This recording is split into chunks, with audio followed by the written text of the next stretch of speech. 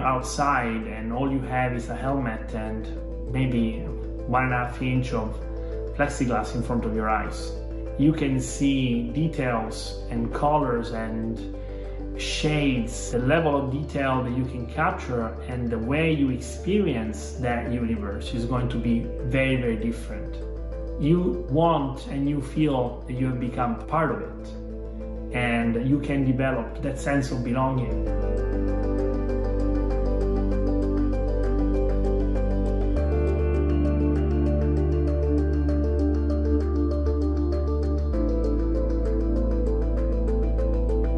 I think that the first impact of the first flight was that I did see and I did sense how fragile, how small the Earth is.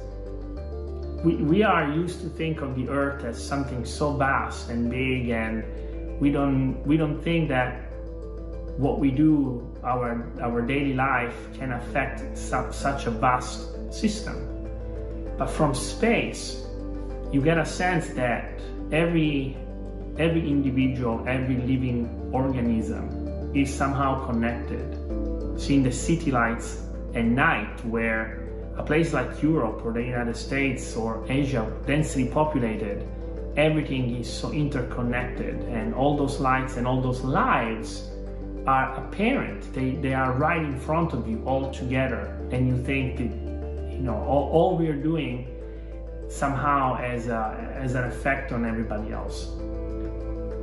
You come back from an experience like that thinking that that's what's happening, and then you can see the effects, both the positive ones but mostly the negative ones, in a second flight. And I think you have to acknowledge and grow an awareness, and with that awareness comes the desire to share the experience and share that awareness. It's understanding that the science that's telling us how we are changing and influencing the world has solid mathematical and solid mathematical base. And then you see the effects of it and you just interiorize it. You make it your own experience. And I think that that's what happened. That's why astronauts develop that awareness of and the desire to help the environment somehow, in any way they can. I read a lot of science fiction. I think good science fiction, and because of that I thought, well, that's probably interesting thing to spend my life on.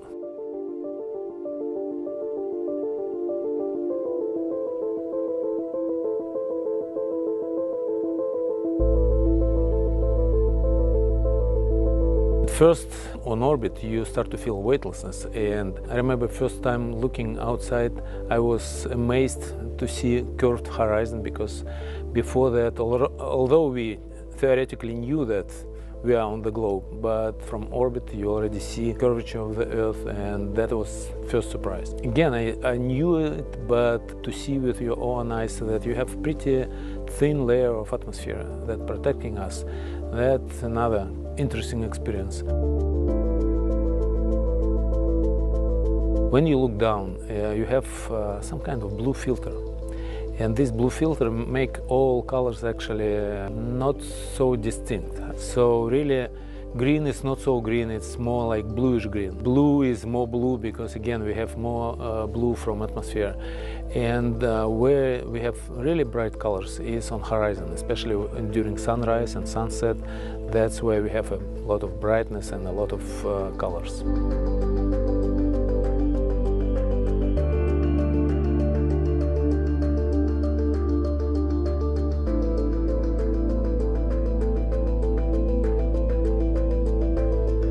When you look down, I realized that it's a little more difficult to find things on the surface than when you do it on the maps. Because on the maps you have borders, but in space you have no borders, and you have only natural rivers, mountains, beaches, water and forests. So you start to understand that in many cases our separation on the Earth is more artificial. Naturally, we are living in the same surface, so you start to feel that we are more united.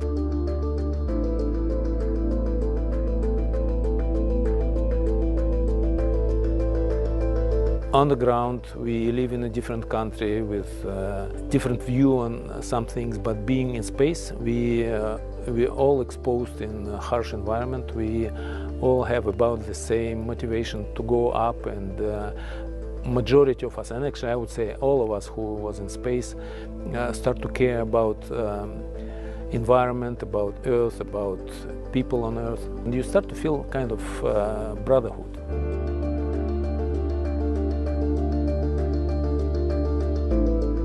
We live on the same Earth with the same bigger than station, but still spacecraft that are flying through the space, and we have joint problems together, environmental, technical, philosophical sometimes, but we need to solve these problems together, and that's the best